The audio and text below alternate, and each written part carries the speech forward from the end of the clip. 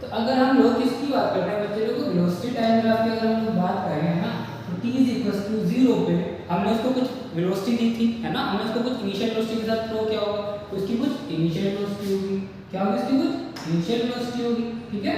ये वेलोसिटी है मेरा, इधर वेलोसिटी इंक्रीज करेगी, इधर टाइम इंक्रीज करेगा, तो t = 0 बच्चे लोग उससे कुछ वेलोसिटी होगी, है ना।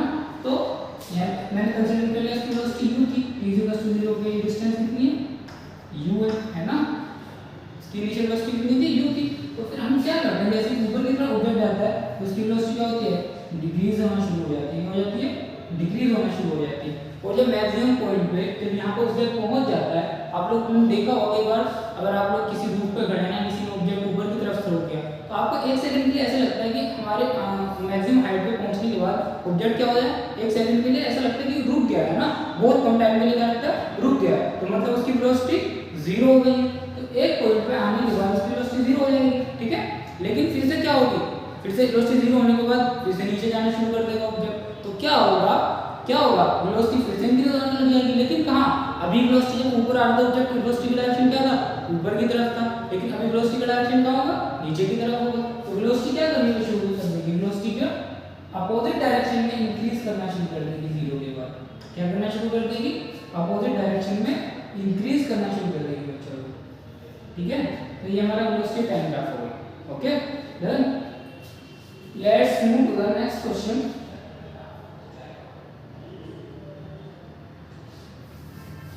The question says that a body travels along a circular path. इस टाइप का क्वेश्चन हम लोगों ने किया था पिछले लेक्चर पे, चलो फिर भी एक क्वेश्चन कर लेते हैं। A body travels along a circular path of radius 70 meter, है ना। After traveling half a revolution in 20 seconds, find the average velocity and average speed. Average velocity और average speed हम लोग को निकालेंगे, ठीक है। रेडियस कितना है चलो 70 मीटर का, ठीक है। ये मेरा कोई सर्कुलर पाथ पे रिवॉल्व कर रहा है, ये कितना है मेरा 70 मीटर है। मैंने कंसीडर किया एक वोल्ट से वो चलना शुरू किया उसमें, और हाफ सर्कल चल के कहाँ है, मैं चलो बी का आ गया, है ना, कितना आ गया बी का आ गया, ठीक है। इसको आने में कितना टाइम लगा, टोटल कितना टाइम लगा बच्चों लोगों को 20 सेकंड्स लगा, है ना, 20 सेकंड्स टाइम लगा, ठीक है। तो एवरेज स्पीड कैसे निकालते हैं हम लोग, एवरेज स्पीड बताओ, टोटल डिस्टेंस और टोटल टाइम निकालते हैं, total distance upon total time taken to cover this distance, है ना, तो टाइम इंटरवल हम लोग बोल सकते हैं ना। बताओ टोटल डिस्टेंस कितनी है इसमें, हम क्या कर रहे हैं, सर्कल के सर्कमफ्रेंस पे चल रहे हैं, सर्कल के सर्कमफ्रेंस पे चल रहे हैं, तो पूरी सर्कल का सर्कमफ्रेंस कितना होता है 2πr होता है, ठीक है। तो आधे सर्कल का सर्कमफ्रेंस कितना हो जाएगा 5r हो जाएगा। हमको क्या निकालना है, डिस्टेंस निकालना है, यह तो पाथ पे और निकालिए, ये कितना हो जाएगा πr हो जाएगा, pi into R upon time कितना है बच्चे लोगों 20 सेकंड्स, 20 इक्वल्स टू पाई की वैल्यू 3.14 होती है, रेडियस की वैल्यू 70 मीटर की है, अपॉन 20, ठीक है। 0 से 0 कैंसिल आउट हो गया है ना, तो क्या हो जाएगा 7 4 28, 2 carry 7 number 1 2 9 7 3 21.9 by 2 is equals to 2 under 2, ठीक है, 0.249 10.49 मीटर पर सेकंड, स्पीड यूनिट क्या होती है मीटर पर सेकंड होती है, ठीक है। लेकिन अगर हम लोग बात किसकी करें, किसकी वेलोसिटी की, एवरेज वेलोसिटी में क्या होता है total displacement upon total time. देखो डिस्प्लेसमेंट क्या होता है, टोटल डिस्प्लेसमेंट हम इसमें लिख सकते हैं, लेकिन टोटल डिस्प्लेसमेंट कब लिखेंगे, हम डिस्प्लेसमेंट को एज अ वेक्टर लेंगे, क्या लेंगे एज अ वेक्टर लेंगे। लेकिन अगर हम वेक्टर नहीं ले रहे, खाली मैग्नीट्यूड ले रहे हैं, तो हम लोग नेट डिस्प्लेसमेंट लिखते हैं, एवरेज वेलोसिटी में क्या लिखते हैं, चलो हम लोग नेट डिस्प्लेसमेंट लिखते हैं। तो एवरेज वेलोसिटी अगर मैं कैलकुलेट करूं, है ना, क्या आएगा चलो average velocity net displacement upon time, है ना, टाइम इंटर। तो बताओ यहां से यहां तक आने का शॉर्टेस्ट डिस्टेंस क्या है इन दोनों पॉइंट्स के बीच की, ये वाली जो डिस्टेंस है, यानी कि ये रेडियस r होती है मेरी, तो 2r हो गई, है ना। तो डिस्प्लेसमेंट कितना हो गया 2r हो गया, बाय टाइम कितना है चलो 20 सेकंड, r की वैल्यू हम लोग दी है 70 बाय 20 कितना आ गया 40 मीटर पर सेकंड, ठीक है। एवरेज वेलोसिटी कितना है हमारा 40 मीटर पर सेकंड है। इस केस में वेलोसिटी एवरेज स्पीड से ज्यादा आई है ना, ठीक है, सॉरी 14.7 मीटर पर सेकंड आएगा ना, 0 से 0 कैंसिल आ गया, 2 से 2 कैंसिल आ गया। तो वेलोसिटी क्या हुई, वेलोसिटी क्या होगी भाई, स्पीड से क्या आई हमारी कम आई। तो देखो किसी भी मोशन में वेलोसिटी क्या होगी, स्पीड के इक्वल तो हो सकती है ना, इक्वल हो सकती है या कम हो सकती है, लेकिन स्पीड से ज़्यादा किसी भी क्वेश्चन में या कहीं भी किसी भी कंडीशन में आपको वेलोसिटी स्पीड से ज़्यादा नहीं मिलेगी। क्यों, क्योंकि वेलोसिटी में क्या आता है हमारा, डिस्प्लेसमेंट बाय टाइम टेकन आता है, और उसमें डिस्टेंस बाय टाइम टेकन आता है। तो डिस्प्लेसमेंट के साथ में क्या कंडीशन थी, तो डिस्प्लेसमेंट डिस्टेंस से कम होगा या डिस्टेंस के इक्वल होगा, कभी भी डिस्टेंस से ज़्यादा नहीं होगा, है ना। क्या ये क्वेश्चन समझ में आया, let next slide to come. The question is an object is dropped from a rest at a height of 150 metre. Object क्या था, 150 मीटर की हाइट पे था ना, उसको मैंने क्या किया, ड्रॉप किया। ड्रॉप करने का मतलब जहाँ पे भी ड्रॉप आ जाए समझ लो इनिशियल वेलोसिटी कितना, 0, ठीक है।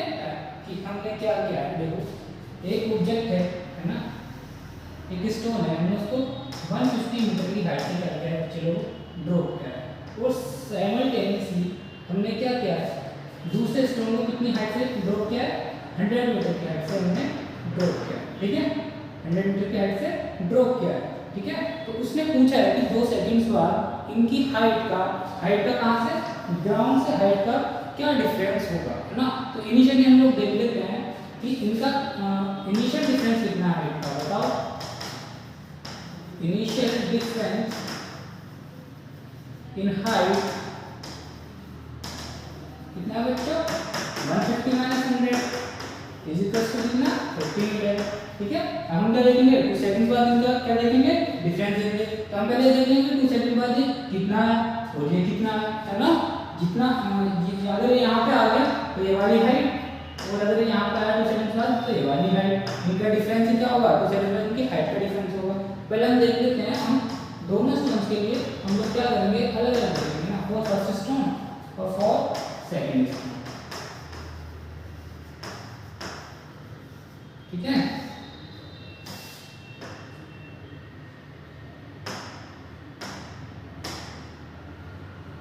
फर्स्ट स्टोन के लिए सबसे पहली इसमें चीज क्या बोलेंगे, ड्रॉप्ड।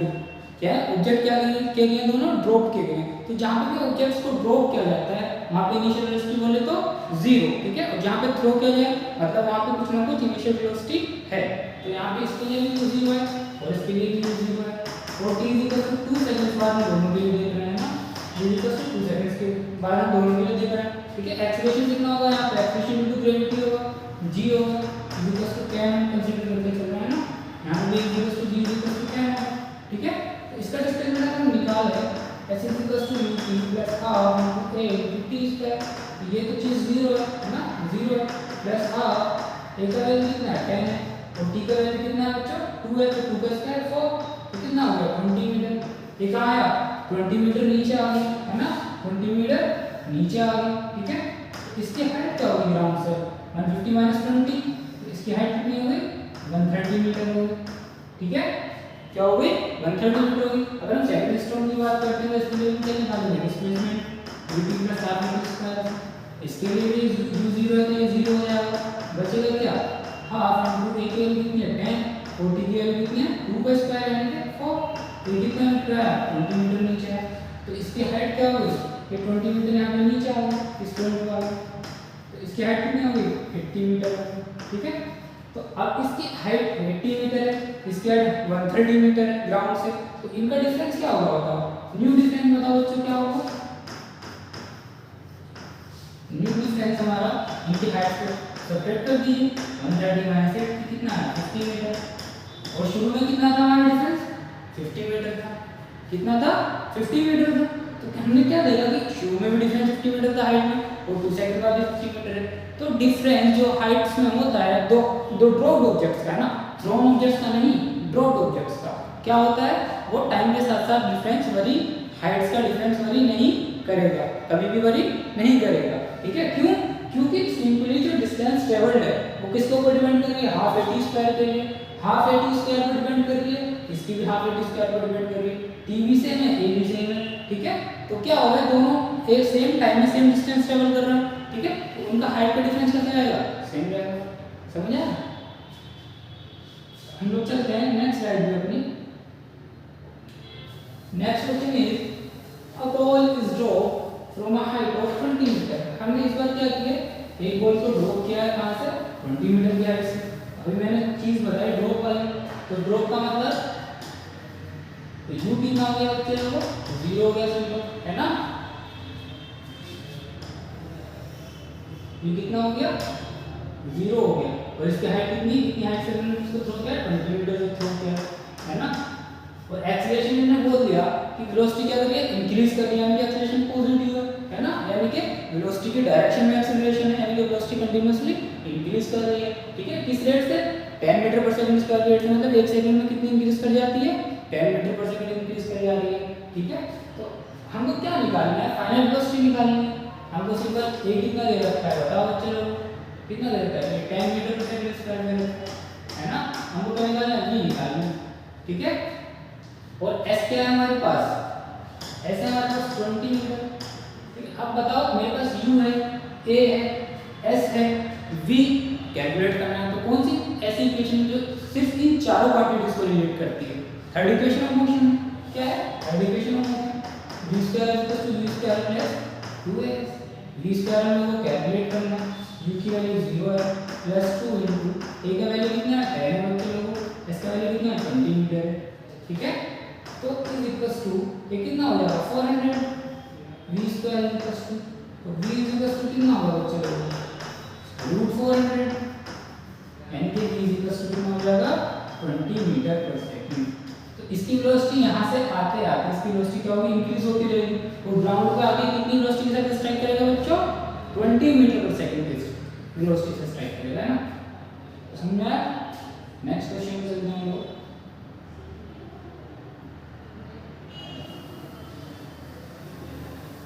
देखो ये आपके लिए बहुत ज्यादा टिपिकल क्वेश्चन है ना, इस क्वेश्चन को ध्यान से समझेंगे हम लोग।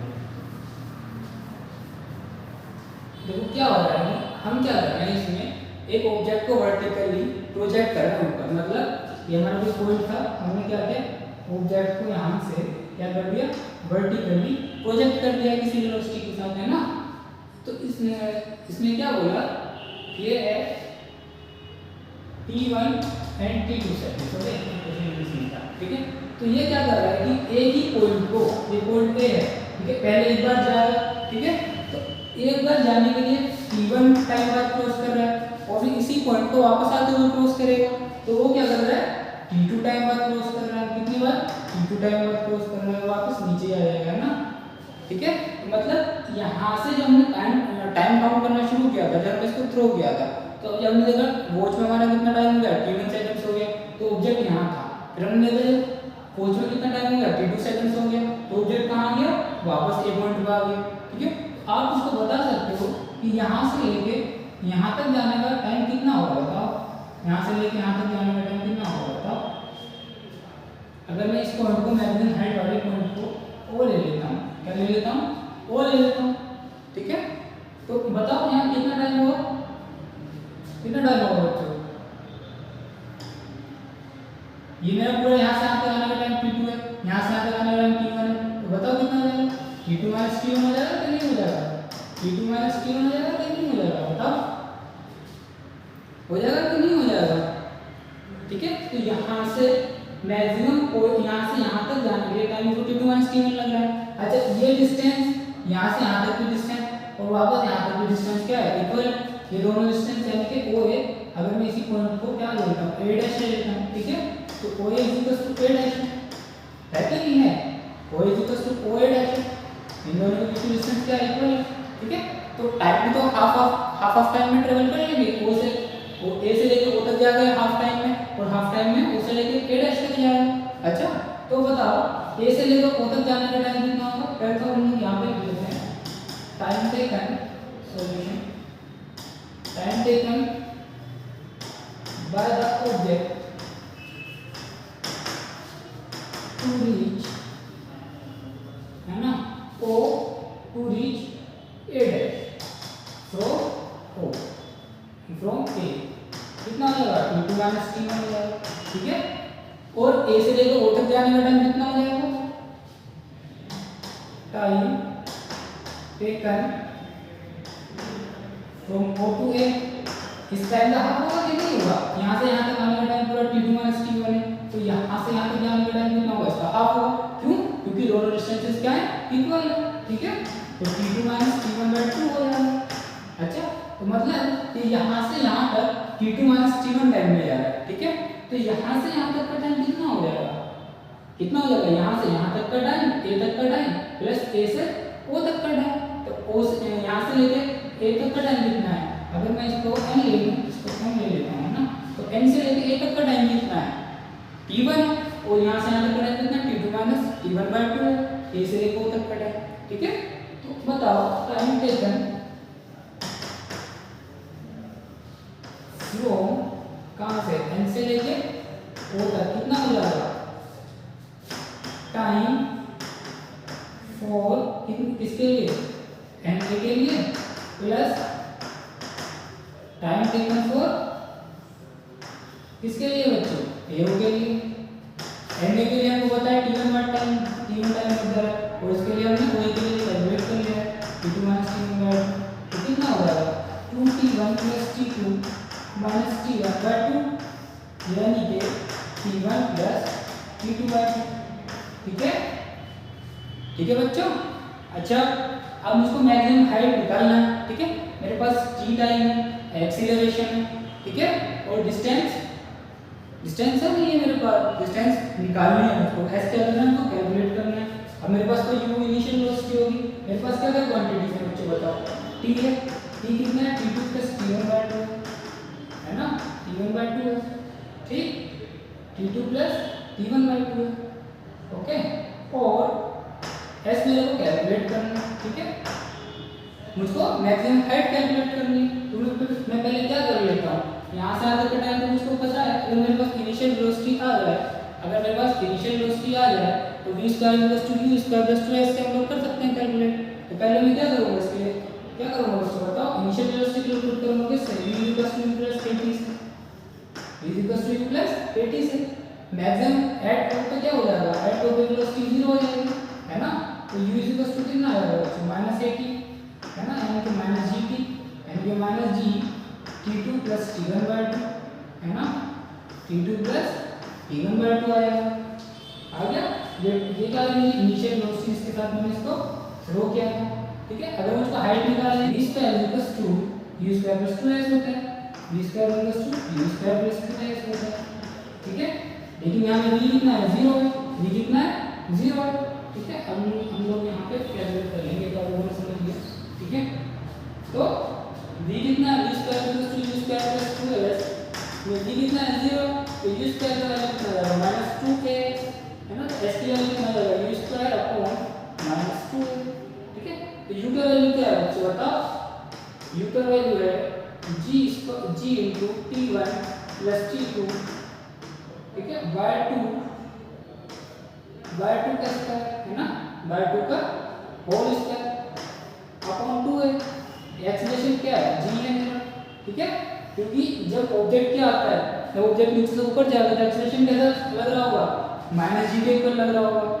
कैसा लग रहा होगा? माइनस g के इक्वल लग रहा होगा।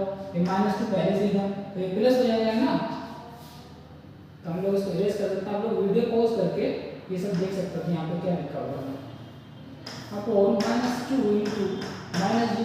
ठीक है, तो ये क्या हो जाएगा? ये नहीं निकालना, मैक्सिमम हाइट निकालना। ठीक है, तो ये G square into G square by 4 into t1 plus t2 का क्या होल स्क्वायर अपॉन 2g, एक जी से ये चला गया। ठीक है, और एक जी से ये कैंसिल आउट हो गया अपन लोग का, कितना आ जाएगा? मतलब G T square by 8 into t1 plus t2,